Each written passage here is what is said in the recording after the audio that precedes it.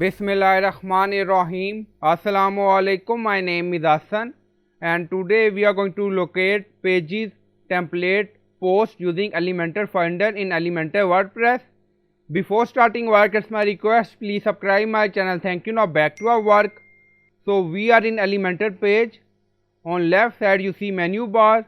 So click on it and then you see multiple options and then you see navigate from page and then you see Finder. So click on it. Now you see Finder pop up. Type to find anything in Elementor. So right here contact. Now you see contact page. Also you see template page. Now find header. Now you see header darker template / container, template page, template / container. So you can navigate from here. So we are going to open contact page. Now you see contact page. So we are going to open Elementor contact page. Now click on it. So we are in Elementor editor.